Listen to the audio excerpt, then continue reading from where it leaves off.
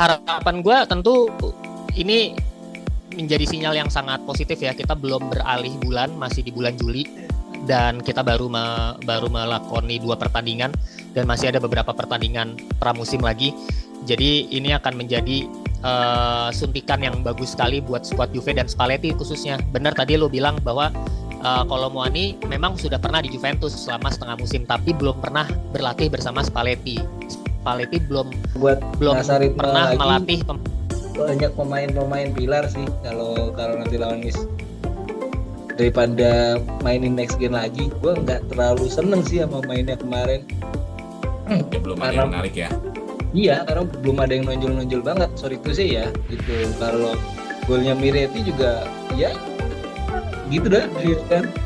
Jago sih, cuman belum nonjol banget. Jadi sekalian aja gitu. Asal ritme pemain utamanya dulu.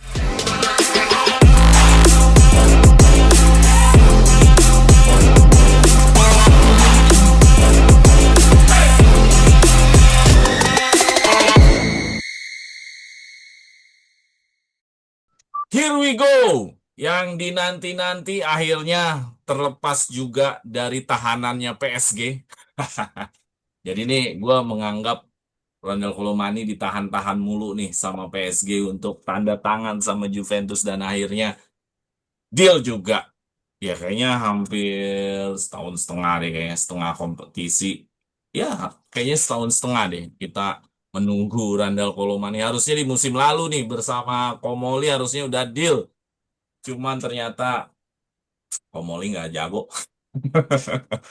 Oke, kita akan bahas mengenai dealnya Randal Kolo Muani dan kita bahas singkat aja kali ya untuk persiapan melawan Leeds ya di Juventus Stadium kelihatannya.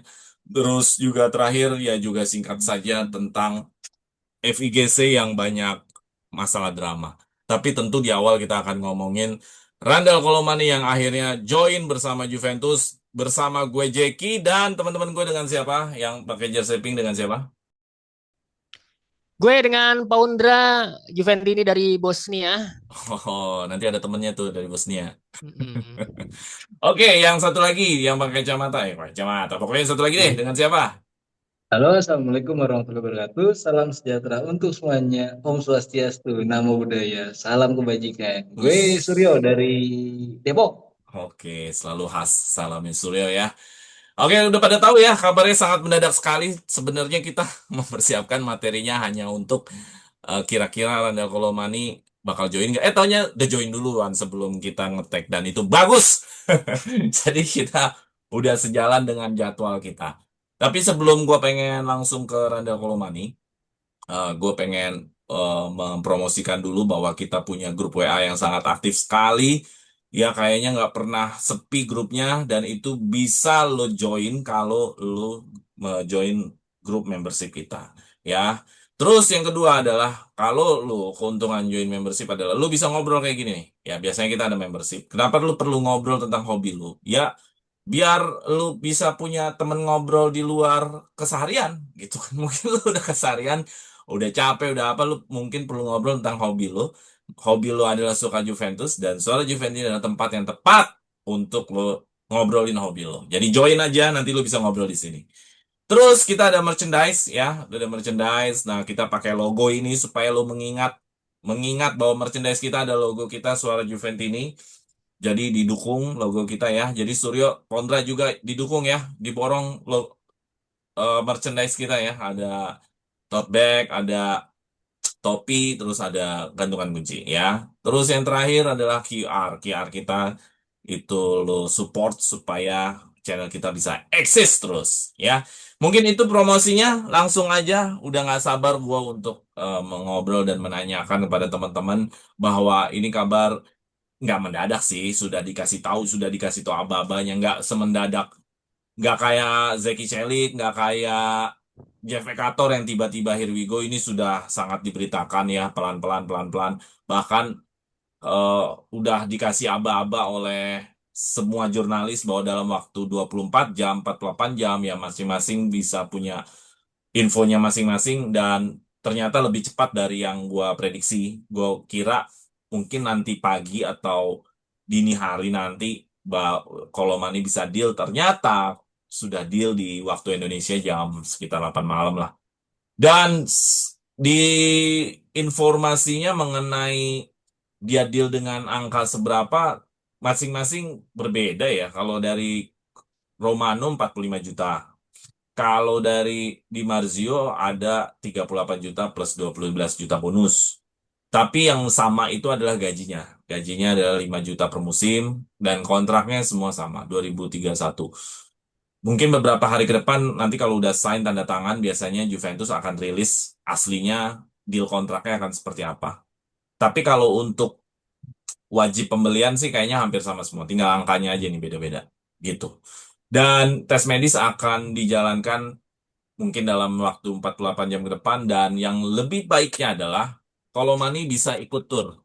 Ini penting banget karena kita ada banyak pertandingan tur ini dan harapan gue dengan tur kan mereka bisa bonding lagi dengan teman-teman Juventusnya dan lebih mengenal dengan pelatih lagi karena kan Colomani belum pernah dilatih sama Spalletti. Waktu itu mereka hanya Colomani hanya mengenal Mota dan Tudor ya. Jadi gua rasa ini adalah kesempatan yang sangat baik buat Juventus, Colomani dan Spalletti untuk merumuskan tim yang akan kita siapkan di musim 26 dan 27.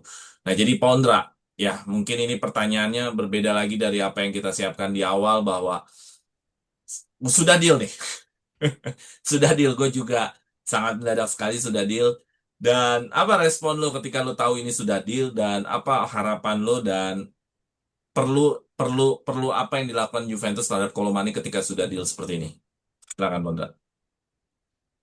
Respon gue biasa-biasa aja, nggak kaget. Karena ya ini berita yang sudah tiap bulan kita dengar ya dari setahun yang lalu. Iya, Kita mengharapkan dapat si Kolomuani dari zaman kamu Komoli ya, Komoli, zaman Komoli. Komoli. Kemudian ketika di Winter Mercato juga sempat muncul lagi Kolomuani dan sampai akhirnya di Summer Mercato ini juga kembali diincar lagi sama Juventus dan pelan-pelan bertahap ya mulai dari angka 25 juta, 30 juta naik 35 sampai akhirnya mentok di total semuanya sekitar 45 ya. 45 tuh total semuanya ya, plus bonus segala macam. Nah, Juve sebenarnya sisi baiknya adalah uh, secara finansial Juve hanya kalau nggak salah itu Juve di musim ini hanya ngeluarin 10 juta dulu loan ya, minjem, tapi obligation to buy. Jadi Juve di musim ini hanya ngeluarin duit 10 juta. Sisanya sekitar 28 jutanya mungkin akan dibayar. Biasanya sih nyicil ya Juve ya. Plus nanti biaya totalnya sampai 45 itu bonus-bonus. Jadi kalau Colomwani bisa sampai nyetak berapa gol atau bisa lolos Liga Champions baru ada bonus-bonus tambahan yang totalnya bisa sampai 45 atau sampai 50 juta. Bahkan beredar kabar ada pembelian dapat percentage apa? Iya, pembelian Klausul kembali. Penjualan pembelian bukan dapat pembelian kembali. persentase dari penjualan kembali. Iya, dari penjualan berikutnya ya PSG nanti dapat dapat dapat duit lagi kalau misalnya kalau mau ini dijual sama Juventus. Harapan gue tentu ini menjadi sinyal yang sangat positif ya. Kita belum beralih bulan, masih di bulan Juli dan kita baru melakoni 2 pertandingan dan masih ada beberapa pertandingan pramusim lagi. Jadi ini akan menjadi suntikan yang bagus sekali buat skuad Juve dan Spalletti khususnya. Benar tadi lo bilang bahwa Kolomuani memang sudah pernah di Juventus selama setengah musim, tapi belum pernah berlatih bersama Spalletti. Spalletti belum pernah melatih pemain seperti Kolomuani yang striker mobile seperti ini, tapi juga bisa jadi ujung tombak, badannya tinggi. Nah, jadi penasaran nih, seperti apa nih kira-kira Kolomuani di tangannya Spalletti. Dan harapannya ketika dia datang bisa lebih cepat ini, ya bisa lebih siap ya untuk mengarungi Serie A yang akan dimulai bulan depan di pertengahan Agustus kalau nggak salah sudah dimulai. Apalagi di awal-awal match itu juga udah langsung ada big match ya Juventus. Artinya kita pengen Kolomuani itu udah bisa langsung segera beradaptasi dengan baik dengan gayanya gaya permainannya Spalletti. Ya. Ya, tadi ya bahwa kata terakhir lo itu yang paling menarik adalah bisa cepat beradaptasi ya. Karena gue rasa pertandingannya juga cukup menarik sih sehabis ini kan dia nggak mungkin ikut yang Nets ya. Dia pasti akan ikut yang lawan Chelsea, lawan Inter, lawan Ya. Milan ya, lawan Milan sama lawan Palermo. Jadi pertandingannya cukup menarik untuk bisa menguji langsung Randall Colomani di strateginya si Spalletti sih. Gua Betul. pribadi tersetuju dengan komen yang ada di Instagram kita. Gue langsung posting. Ada salah satu netizen yang komen di Instagram kita. Follow dong netizen yang Instagram Suara Juventini. Ada yang bilang gini, ini yang Komoli nggak bisa lakukan, tetapi Giuntoli dan Cannavali bisa. Iya benar juga ya. Dan dan kenapa Komoli kok se separah itu ya? Kok nggak bisa? Giuntoli bisa, Cannavali bisa. Bahkan Cannavali lebih baik bisa mendatangkan sebelum dia dia apa tur. Nah itu bagus banget. Nah, ya silakan. Dan secara biaya pun juga masih masuk akal. Nggak yang kan awalnya kan PSG sempat minta 50, 60, ya 50-an 50 lah. gitu kan. 50-an ke atas. Nah, ini masih di bawah 50, 45 itu masih oke lah. Ya 38 lah ya, 30-an, 38 30-an plus kan sebenarnya kan. 30 plus bonus-bonus Ya, segala macam 45 itu masih oke lah. Dan menurut gua kalau kenapa kemarin Komoli nggak bisa lakukan itu karena sebenarnya Komoli nggak sabar aja sebenarnya. Kan PSG sempat di ghosting tuh kan. Kesel sama Juventus karena ketika lo lagi in talks dengan si Kolomuani dengan PSG tiba-tiba lo pergi malah beli Openda. Kan kalau nggak salah beritanya tahun lalu begitu tuh. Jadi kayak di ghosting gitu PSG. Makanya kesel kan PSG-nya kan. Udahlah, gue pinjemin aja dry loan ke Tottenham. iya. Ya itu yang bikin heboh kan. Sama kita kayaknya Iya. susah, sama yang lain gitu aja gampang. Gitu. Jadi kayak ditahan-tahan, kayak PSG mempersulit gitu. Nah, sekarang Suryo, bagaimana lu menyikapi kabar Colomani yang akhirnya mendarat juga di Juventus ya? Kita tahulah bahwa Colomani sudah memberikan kontribusinya selama loan di zamannya Motta. Di zaman Tudor ya, di zaman Tudor, Tudor. di Tudor, zaman tudor. Tudor dan nggak jelek. Artinya banyak gol yang bisa diciptakan sama Colomani di setengah musimnya dibanding striker yang ada setelah Colomani. Jadi sebenarnya permasalahan Colomani itu diharapkan lagi sama Juventus dari Juventus ya karena setelah Colomani ini nggak ada striker yang benar. Itu aja kan. Seandainya Openda dan David bisa memberikan kontribusinya benar, Vlahovic benar kan sebenarnya nggak ada lagi nih isu Colomani. Ibaratnya kan gitu. Ini kembali lagi ke sini ya karena ya mereka-mereka nggak berkontribusi dengan baik. Ya silakan Suryo gimana respon lo terhadap Colomani yang akhirnya pakai jersey Juventus lagi nih. Silakan. Iya, maksudnya seneng-seneng banget gitu ketika Predator ya gue nyebutnya ya. Ada kalau kita ngelihat pas lawan Tudor kan tenang tuh gaya bawaannya, terus gak gerasak gerusuk. Kalau lu di depan gawang juga lu tahu mesti ngapain, gak terlalu cepet nendang, gak terlalu cepet nahan gitu. Pas gitu waktu zaman Tudor. Waktu zaman Tudor ya. Ya bisa Kelihatan kan? ketolong makanya ya sama Tudor ya. Tudor gitu aja bisa sampai Iya, lolos UCL. bisa lolos CL kan walaupun ya tetap menghormati jasa pelatihnya Tudor sih. Tapi setelan-setelannya tuh setelan beda gitu antara striker-striker yang dimiliki Juve sekarang kayak Openda, even Vlahovic sih kalau menurut gue ya. Kadang-kadang nih timingnya nggak pas gitu atau katakanlah bola mestinya masuk nggak masuk, bola nggak masuk sudut sudut apa ya sudut sempit malah masuk tendangannya jadi ya magic magic gitu malah ya mengubah expected goal menjadi gol beneran itu yang mengkonversi ini si Kolomouani itu bisa gitu even zamannya Tudor gitu.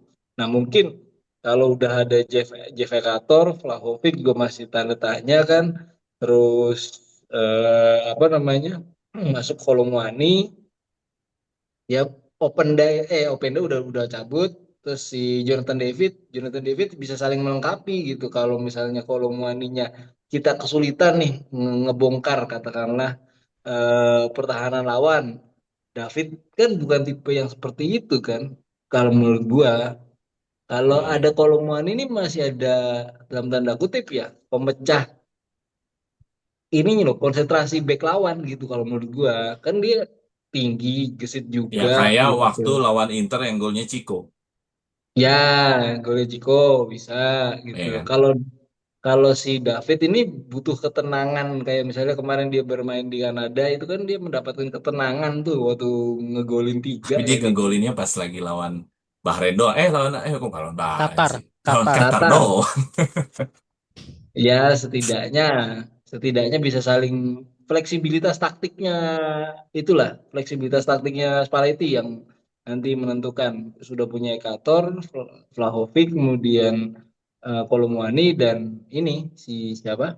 Jonathan David gitu. Semoga mau dengan formasi apa gitu bisa saling melengkapi. Senang sih, senang. Maksudnya bisa ini orang bisa ngonversi expected goal kita yang tinggi, gol kita yang jarang.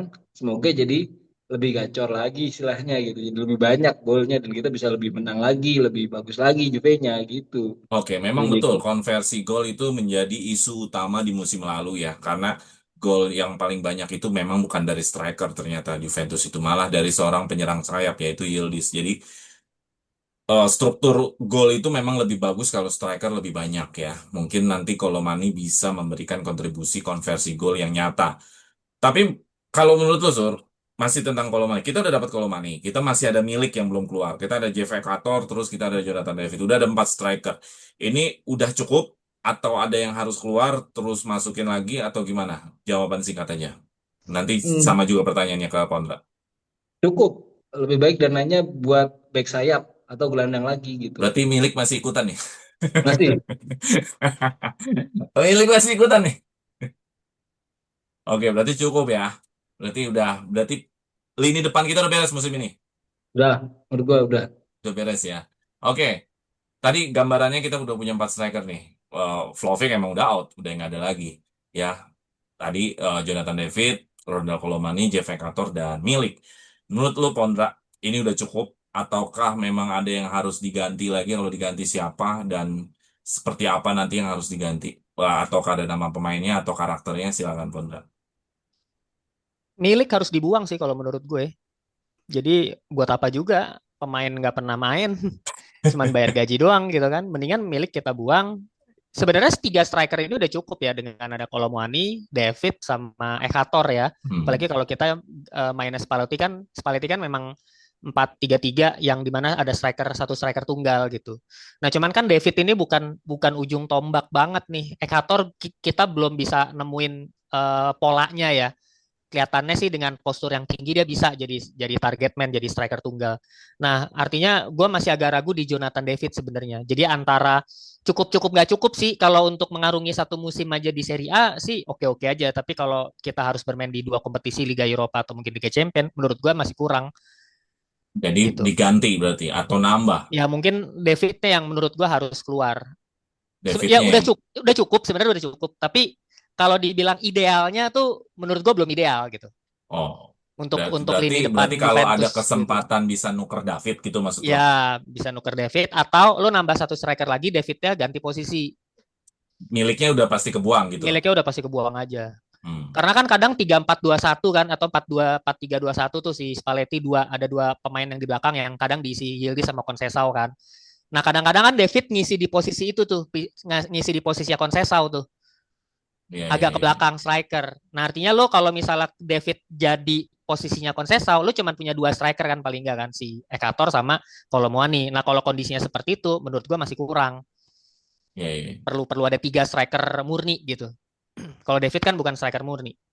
Cuman kalau gue lebih ke Ekator sih karena Ekator ini ya belum mulai udah cedera. Jadi gimana cara Iya, menilainya? terus juga Ekator kan masih muda Gimana? ya. Masih muda juga gitu, masih masih belum ranum kan. Kita belum Gitu. tahu seperti apa gaya mainnya, Gue masih belum berharap yakinkan. gue milik emang harus cabut aja karena udah terlalu old ya, udah terlalu membatu, udah terlalu. Betul. Tapi Ekatornya mungkin yang gue akan loan, tapi ada satu striker lagi yang didatangkan. Ya, striker yang didatangkan juga sifatnya loan juga sih. Takutnya Ekator emang bagus, pada saat kita datangkan ini bisa narik lagi. Ya agak, memang ini belum selesai sih. Dalam arti, kalau gue berharap ini lini depan belum selesai. Kalau Suryo mungkin udah selesai, kalau gue belum selesai. Berarti sama saja menurut Pondra ini belum selesai berarti ya. Hmm. Ya, berarti belum selesai. Ada kemungkinan alternatif-alternatif lain di lini Ya, depan yang bagus-bagus lagi. Apakah penukaran David ataukah Ekator ya. Kita lihat aja peluangnya. Karena ada emang isunya Pellegrino sih. iya Pellegrino mau Pellegrini. didatangkan berarti ya emang kalau nggak David ya Ekator yang cabut. Kalau gue sih prediksi gue Ekator yang cabut. Pellegrino datang. Cuman kan harganya Pellegrino mahal juga. Iya, Kayaknya yang harus keluar mah David itu. iya harus Nggak mungkin, dijual. nggak mungkin, nggak Dan mungkin gajinya Ekator. gajinya David juga kan tinggi 8 juta euro nomor 2 kan. Iya, jadi ya Jadi emang secara finansial emang lebih baik David yang keluar dengan harga Iya, berapapun ya. Kita belinya gratis, kita jual misalnya let's say 15-20 juta, kita juga hilang beban gaji yang mahal. gitu. Kecuali striker-striker yang di bawah 20 juta, 10 juta euro, Iya. gaji kecil itu mungkin aja sih kantor yang cabut. Oke, teman-teman, gimana? Teman-teman Juventini seneng nggak Ronald Colomani bersama lagi Juventus? Ya harusnya seneng sih, karena semenjak Colomani pergi emang tidak ada yang memberikan kontribusi layak menjadi striker. Ya, Melegakan lah, minimal kita lega lah ya. ya memang ini Lega. karena yang ada sekarang tidak memberikan kontribusi, Iya, bukan berarti Colomani hebat sekali betul. gitu sebenarnya. Ya, Colomani emang belum sampai di level Harry Kane atau Salah. Mbappe. Cuman yang ada sekarang lebih parah dibanding yang Colomani gitu loh. Itu Betul, aja betul. sih permasalahannya. Oke, mungkin Ronald Colomani itu aja, tapi kita ingin mempersiapkan untuk lawan, ya ini pramusim sebelum ini ya, pramusim sebelum tur. Nah, pramusim sebelum tur ini menjadi menarik. Kenapa? Karena udah banyak yang datang nih, udah banyak yang datang. Ya, hampir semuanya datang. Kayaknya Chico, Cop Manners belum datang.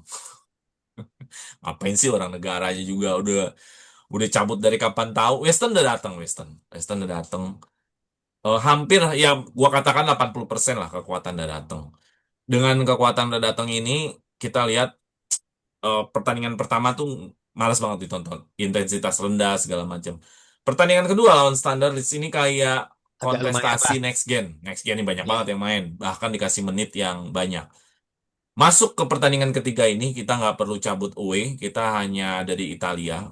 Kayaknya di J Stadium sih. Apa di tempat Kontinasa gua nggak tahu nih. Ada info nggak? Apa mainnya di mana? Kan bisa aja di Kontinasa kayak waktu pramusim tahun lalu di Atletico Madrid atau 2 musim sebelumnya di Kontinasa mainnya. Hmm. Yang pasti ini mainnya di Italia lawan Nets ini.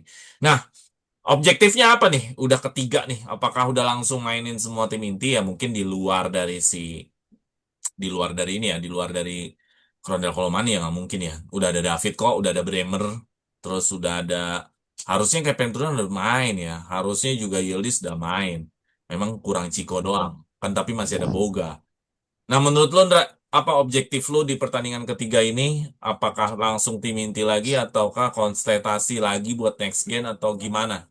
Silakan. Kalau menurut gue ini match fitness ya objektifnya. Jadi eh, beberapa pemain yang kemarin main di Piala Dunia kan baru join kayak Hmm. Bremer, McKennie, siapa lagi tadi? Yildiz, tinggal sisa Conceição kan.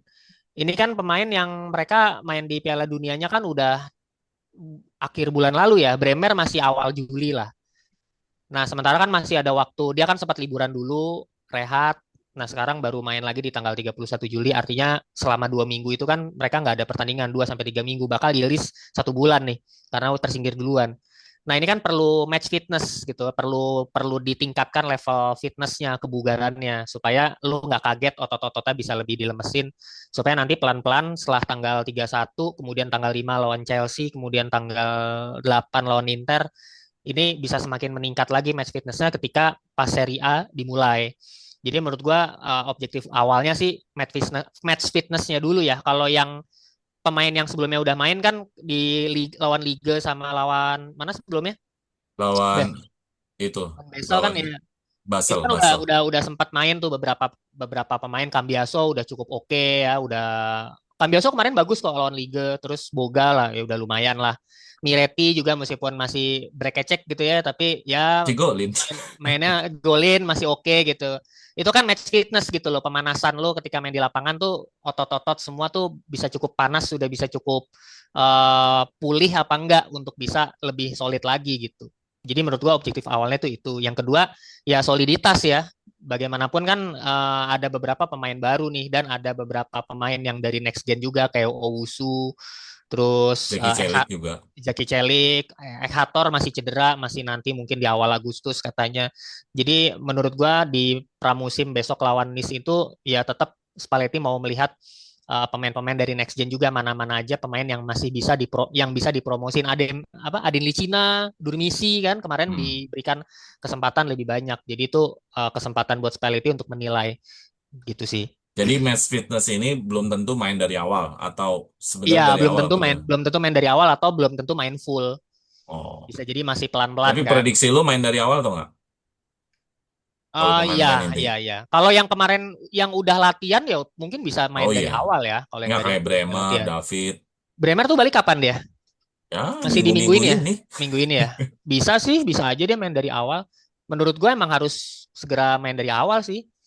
Kan Bremer libur udah kemarin kan Bremer. Ya udah udah, kembali. Bremer, David, Weston udah pada David. balik. Ya tinggal Chico sama Cobb Manners. Mm-mm. Ngapain sih Chico kalau negara kayak semifinal lah ya. Oke, thank you Pandra. Ya, jadi match fitness objektifnya adalah. Nah, pertandingan ketiga ini udah langsung menentukan formasi nggak, Sur? Apa masih juga match fitness seperti kata Pondra atau eksperimen-eksperimen apa yang mungkin terlihat dari Spalletti di pertandingan ketiga ini? Silakan Surya. Iya, kalau di episode kita yang tersembunyi kemarin, gue sempat ngomong ini ya, apa namanya? Tersembunyi yang di mana? Yang di yang nggak jadi. Iya, ini kan Brengsek lu. namanya Oke, oke. eskalasi ritme, tapi tanpa target gitu loh. Maksudnya ketika lu memainkan pemain-pemain utama, ini bisa menjadi panggung buat mereka. Kalau tadi Mas Pondra ngomongnya match fitness, gue lebih ngomong ke ritme permainan. Jadi ada pemain baru katakanlah Randall Colomwani itu udah bisa join gitu ya.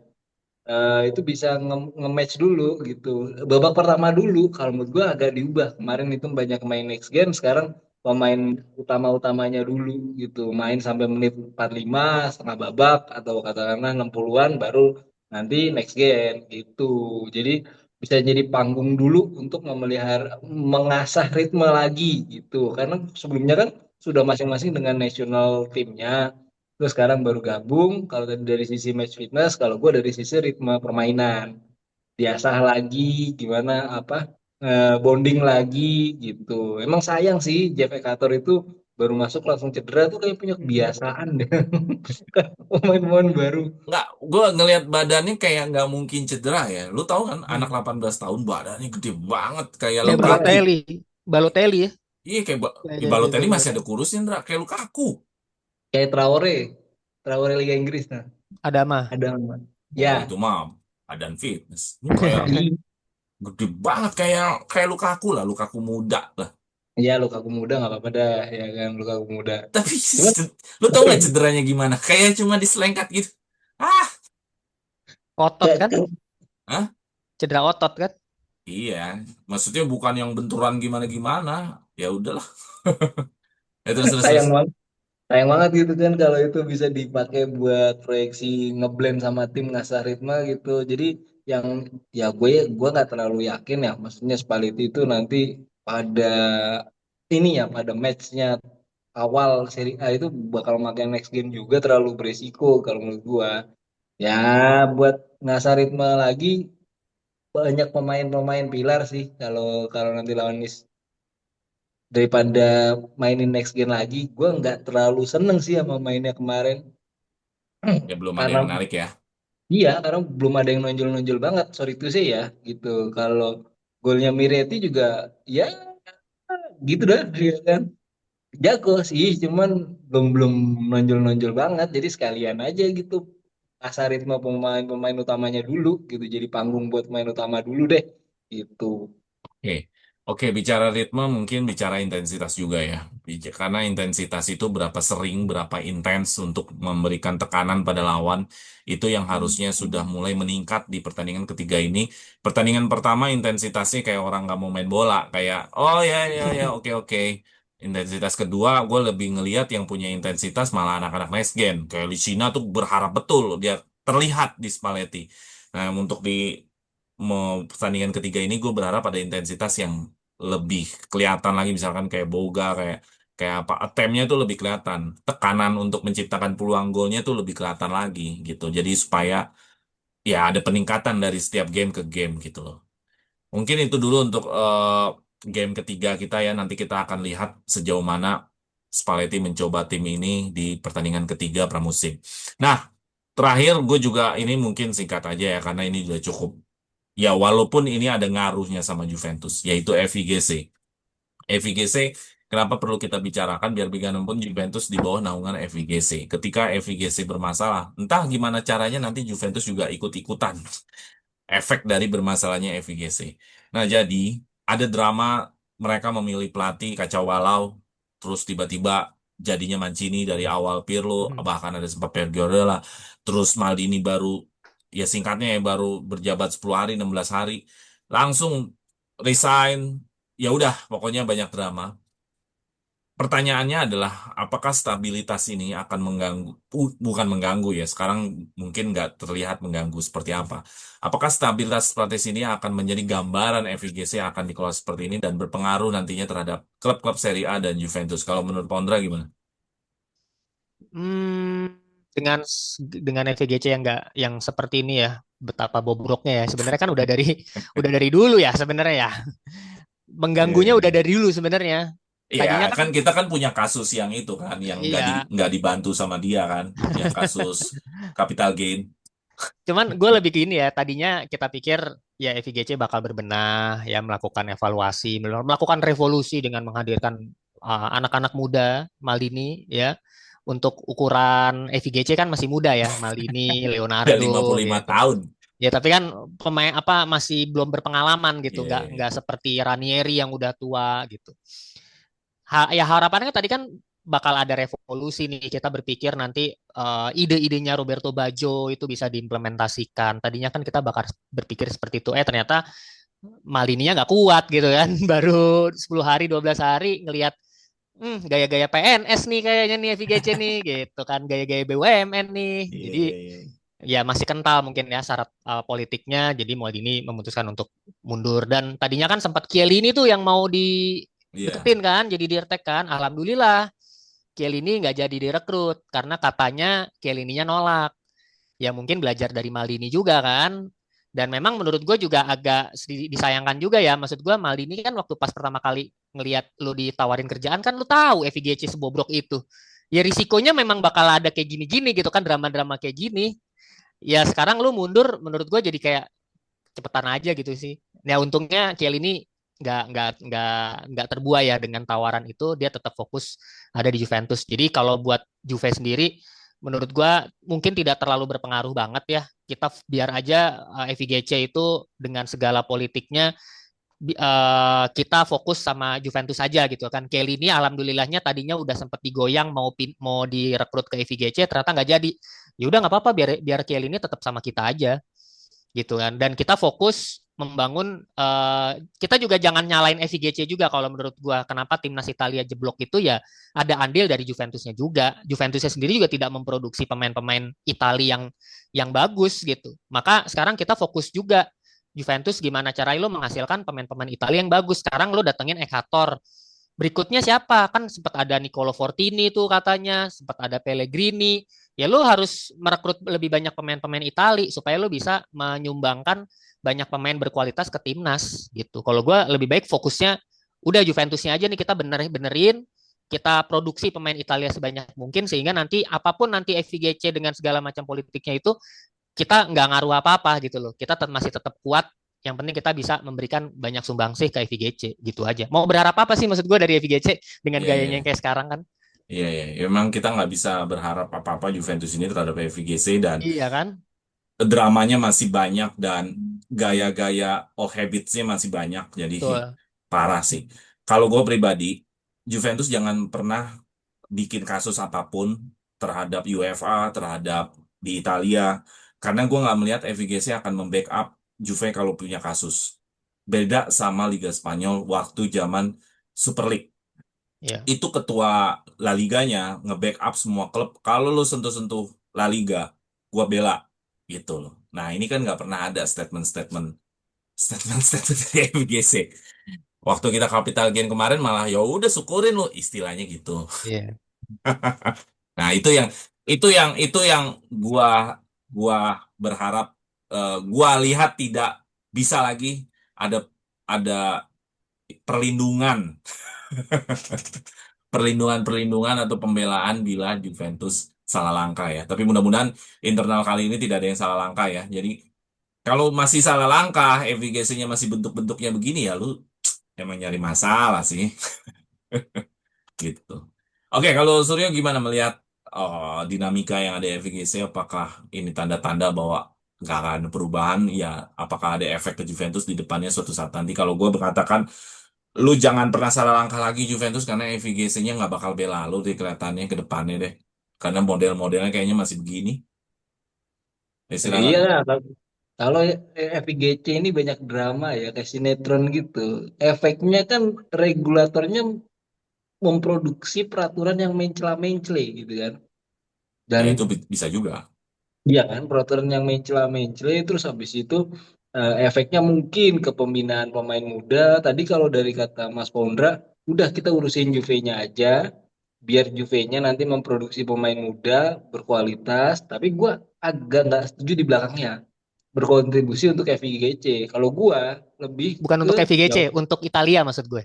untuk Italia ya kan, Untuk untuk Italia. Italia ya kan, untuk Italia gitu. Kalau gue mah bodo amat gitu, maksudnya mau dipanggil pun syukur, nggak dipanggil ya udah gitu, nggak penting juga gitu, karena kalau ngelihat yang sekarang juga kan diisinya sebenarnya pemain-pemainnya bagus-bagus tuh dari Inter, kurang apa finalis UCL itu, pemain berkualitas tetap aja nggak bisa ngurusnya, nggak lolos juga gitu. FIGC ke pembinaan pemain mudanya juga nggak bagus-bagus amat. Kalau tadi kata Bro Delon, lu nggak akan dibela asosiasi juga gitu, gak kayak di Liga Spanyol gitu. Itu benar gitu, dengan style-stylean yang ala-ala mungkin ya tadi aparatur sipil negara atau katakanlah BUMN gitu, yang membuat Maldini baru 10 hari atau 13 hari ya jadi nggak betah sama Leonardo.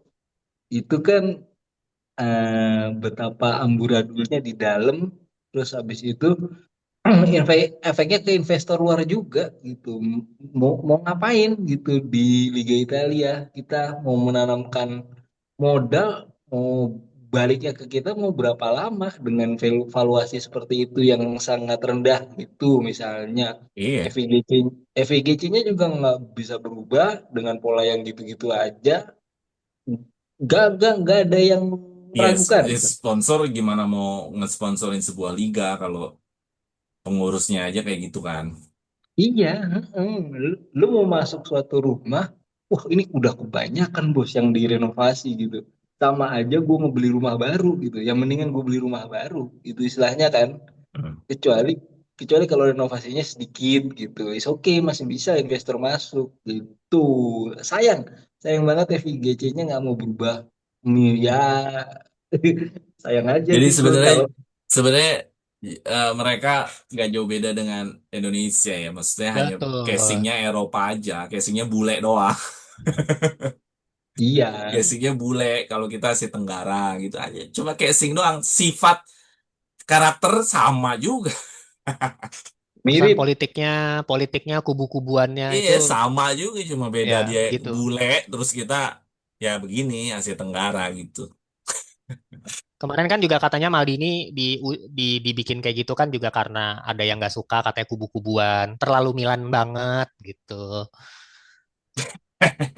Ya, namanya juga politik ya. Ya, gue sih Nantinya. whatever itu menunjukkan bahwa kita nggak bisa berharap sama FVGC. Jadi Juventus, gue wanti-wanti jangan pernah salah langkah, jangan pernah bikin kasus apapun, karena FVGC nggak bakal belain lo. Udah gitu aja sih gue. Kelihatannya nggak bakal. Lo nggak bisa minta pertolongan sama bapak lo dah intinya. Oke, mungkin gue rasa itu aja dulu cukup ya. Karena kita udah tadi udah ngobrolin Kolomani udah lumayan cukup. Terus kita udah ngomongin apa yang diharapkan dari pertandingan pramusim ketiga dan drama FVGC yang mungkin punya efek ke Juventus yang nggak tahu sekarang atau nanti ya. Jadi gue rasa cukup. Dan teman-teman itu tadi pembahasan kita dan menarik ya semuanya ya. Dan gue sangat bersyukur kita punya dapat striker. Oke, kalau gitu ada lagi mau sampein singkat, Pondra ada? Cukup, cukup. Suryo? Ya, jangan lupa gabung membership. Ngobrolnya bisa lebih asik. Yoi, betul. Ya, join membership biar bisa ngobrol sama Suryo.